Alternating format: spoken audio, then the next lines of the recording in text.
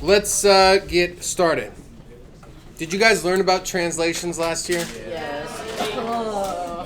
Who could tell me real quick what a translation is in math? Tyler, what's a translation? It's where like 1 point moves to the other, When 1 point moves to the other. or multiple points move to like a certain area. Or multiple points move over to a certain area. Right. So if I have something like, if I've got a graph like this, right, and I've got a triangle over here, right, and I were to translate it, let's say 10 units right and 10 units down, where would it end up? Quadrant 4. Quadrant Quadrant 4. four. 10 units right, 10 units down, right?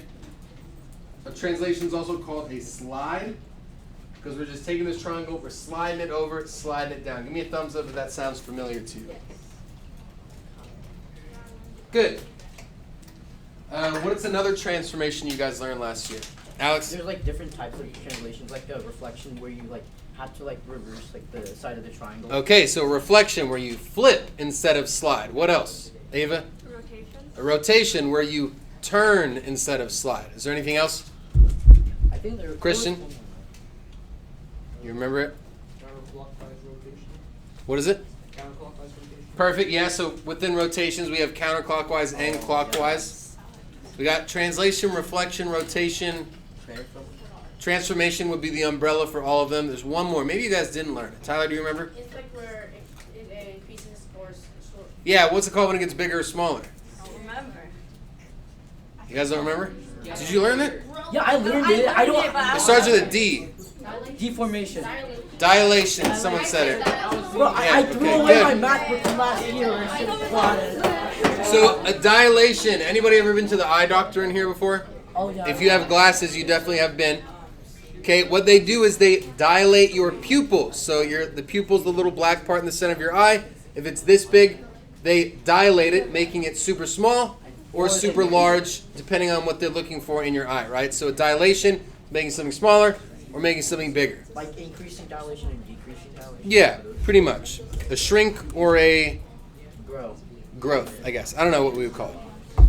Okay, so we kind of know along the lines of what those different transformations look like. Now, we're going to be translating and reflecting and dilating linear functions. So as opposed to a triangle. What are you guys talking about? You guys talking about math? Yeah. Okay, let's stop talking about math. Thank you. Okay, instead of taking like a triangle or a quadrilateral and translating it, we're going to be doing it with a linear function, okay? In reality, we just need to know kind of what's happening. So let's start out with this. A parent function.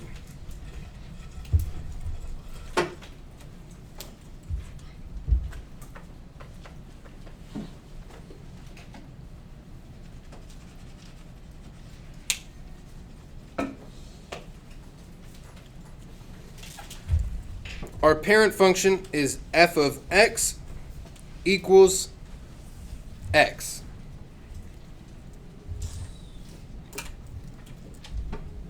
We could think of this kind of like home base.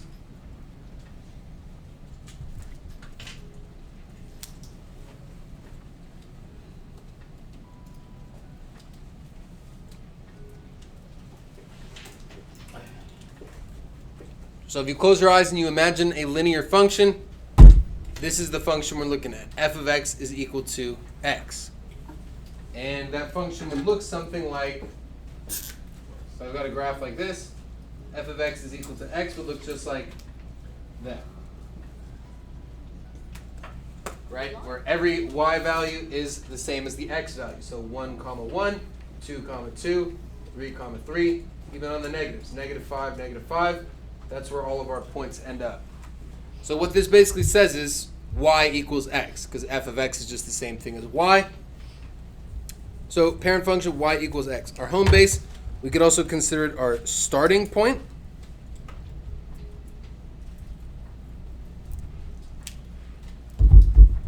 Has anyone ever made a gingerbread house before?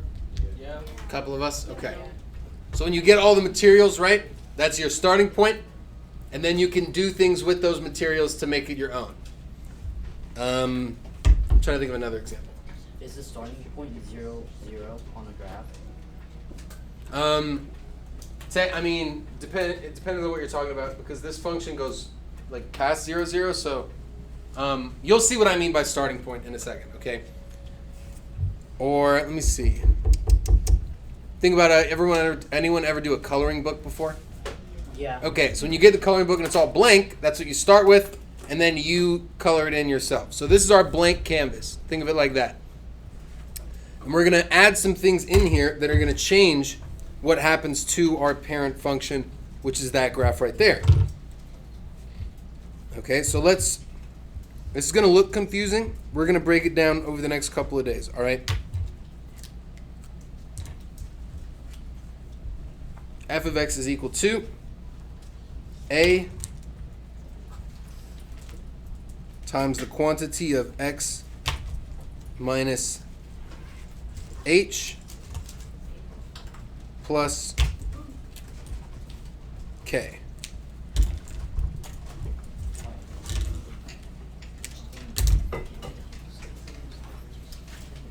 Okay, f of x is equal to a times the quantity x minus h plus k, where a, h, and k are three numbers that affect what's happening to our parent graph. If I take out the a and the h and the k, I have f of x equals x, our parent function. We're not going to focus on a today, that'll be tomorrow. We're just going to be focusing on h and k. Okay? Let's start with h. H is a number, we could say number that represents a horizontal translation.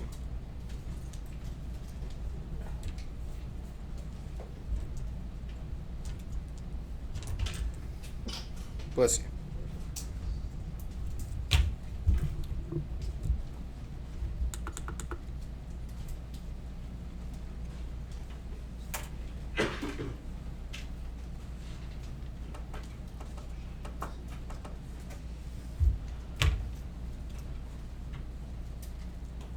If I was going to translate something horizontally, what two possible directions could I move it?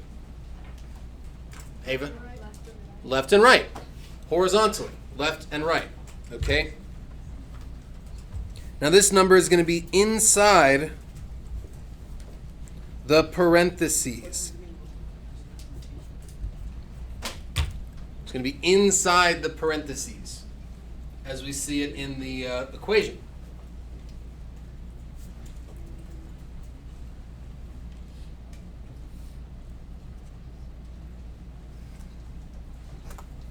So a couple ways to remember this. Obviously, H stands for horizontal, which is nice. But also, whatever number you see inside the parentheses, everybody do this with your hands real quick. Make some parentheses. Okay? So the number inside the parentheses is what's going to change our parent function from left to right. Everybody do this. Okay. Kind of. All right, so this is how we should think. We should remember this very strange moment in class when we were all doing this, okay? So whatever number's inside the parentheses, that's where we're moving left to right. Okay, think parentheses, moving left to right, like that, okay? We also want to think in terms of opposites. So directions should be opposite of the sign you see.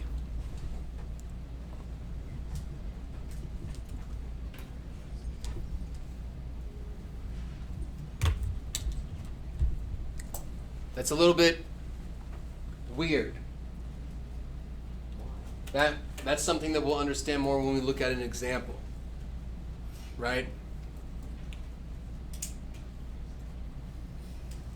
But if I had a linear equation that is in the form y equals mx plus b, right? Y equals mx plus b.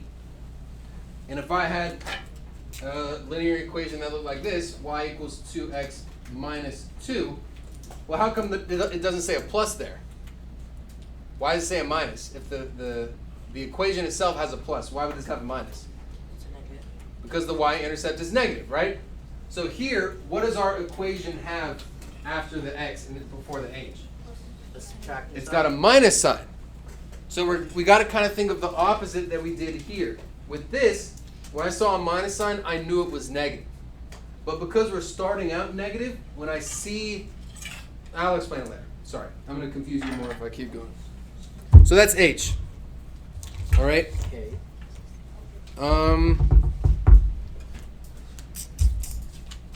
Let's do an example. Okay.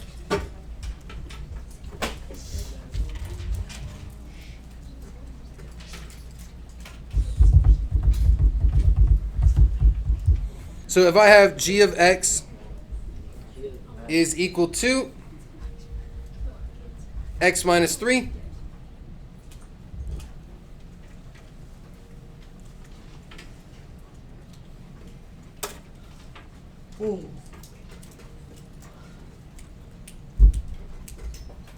okay, first thing we want to do is figure out, is that number there, that 3, is that my h or is that my k? H. It's my h. How do we know it's our h?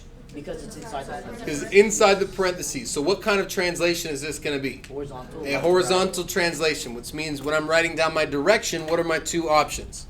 Left or right. Left or right. How many units, left or right, are we going to go? 3 of them. Okay? Now, when you see minus 3, what does your brain tell you about the direction? Am I going to the left or am I going to the right? Left. Going to the left, right? Because if we look at the number line, we see the negative signs. All those negative numbers are to the left.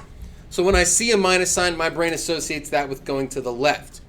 This is what I mean when I say our direction should be opposite of the sign you see. What do you see there? A minus. A minus. Okay, so what's the opposite of going left? Going right. Going right.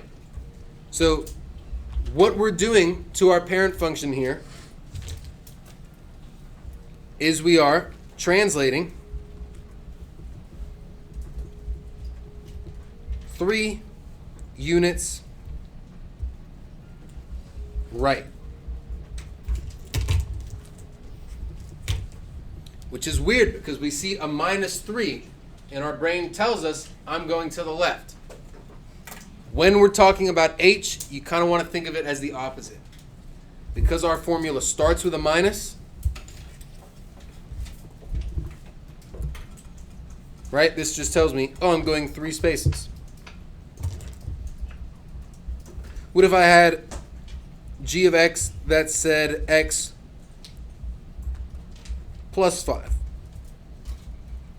Go ahead and write that down real quick. Bless you.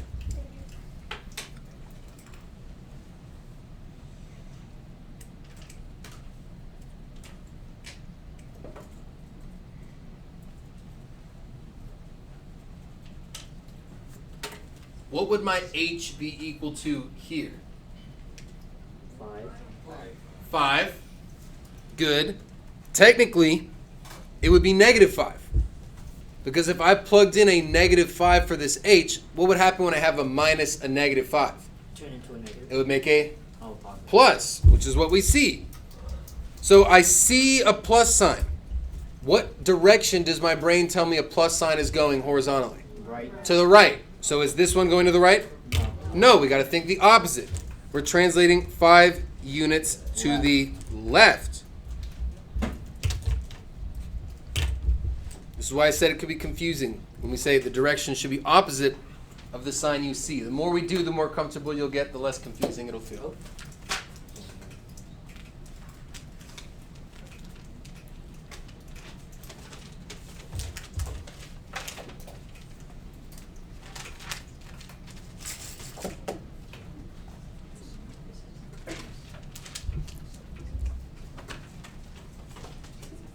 Quick show of thumbs, up, down, sideways, if that's making sense. Totally, a little bit, not at all. And it's okay if it's not making sense. Okay. Good. That's all right. Let's talk about K. K is going to be, of course, the opposite. It's our number that represents a vertical translation. H is horizontal.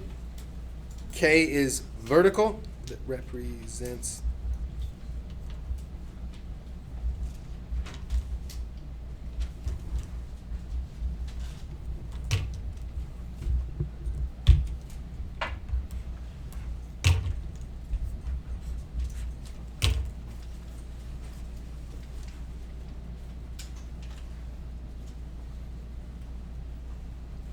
you guys read that okay?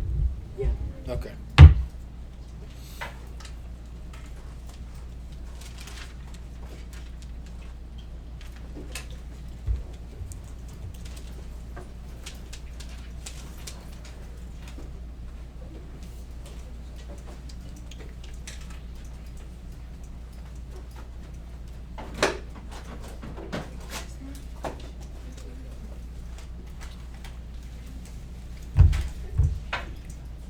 So our k is going to be outside the parentheses.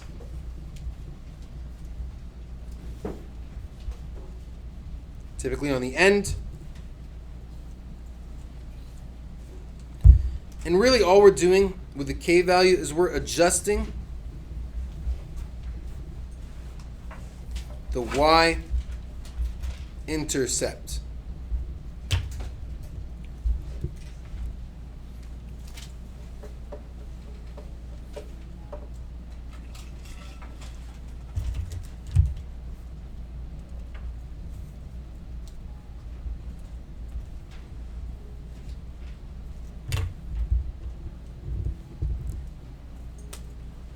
Okay, so k is our number typically on the end.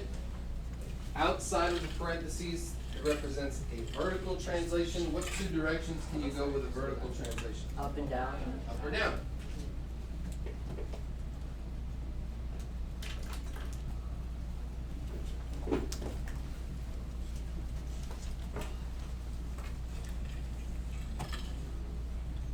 Now this one we're not going to think about opposite directions. We're going to take it exactly how it looks. What is this example here missing that the other two examples had? Parentheses. If I don't see parentheses, I know that I'm looking at k. What is my k here? -2. -2. Because in my formula, there's a plus k. So if I now see that it's a minus, just like we said right here, right, we know that my y-intercept is negative. So think about this example here, exactly like we've been working with linear functions, all right?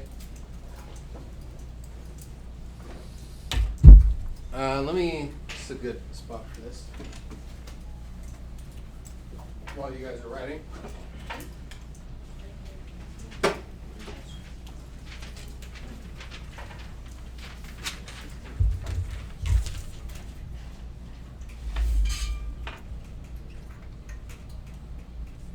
Okay, I'm going to graph the line. Oops. Y equals x.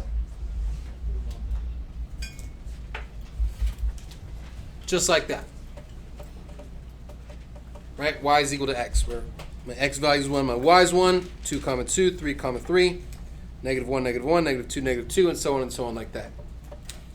If I wanted to then graph the function y is equal to x minus 2, well, what would be different about this pink line as opposed to the green line? What did we change? This number on the end. Well, what do we typically know this number on the end to be? The y-intercept. The y-intercept. So if my y-intercept is now at -2, where is it going to cross this y-axis? -2. At -2. What was my slope for this green line? 0. 1. Slope? 1. My slope was 1 over 1. My b value was 0, so I crossed the y-axis at 0. What's my slope for this pink function? 1 again. 1 over 1. So I'm going to go up 1 over 1, up 1 over 1, all the way. Boom, boom, boom.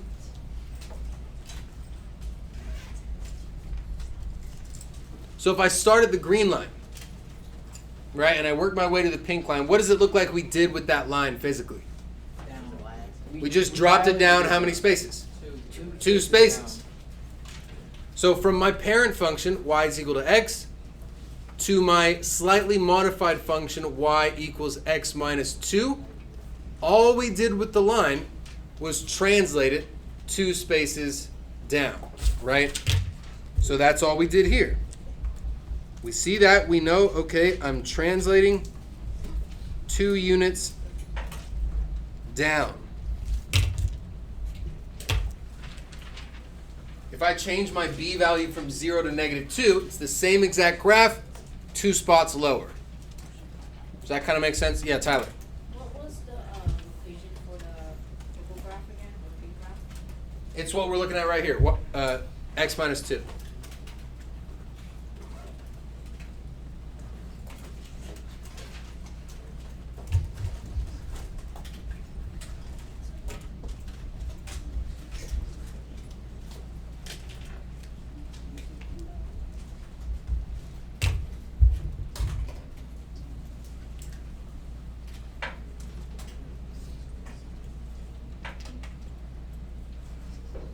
Last example.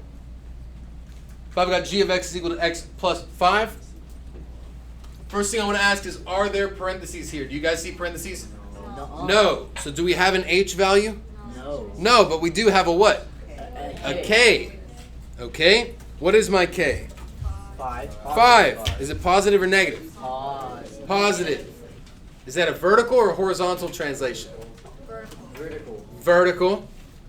So positive 5, vertical translation. Am I going up or down? Up. Up. Because it's positive. That's right. We're translating 5 units up.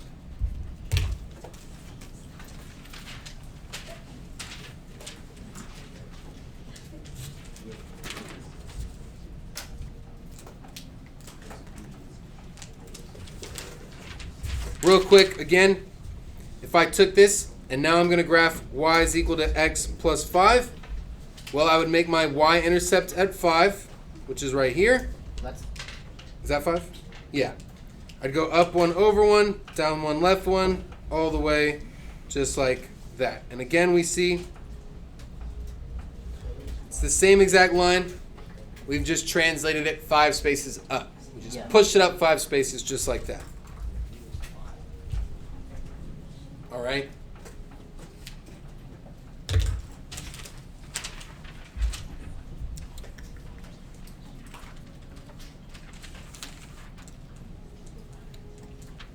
Do you guys need to see a graphed example of the h? no. I feel like we should. Maybe. Well, let's see. This isn't something you have to write down. Just make sure you're paying attention. So, Let's take this one. G of x equals x minus 3. okay.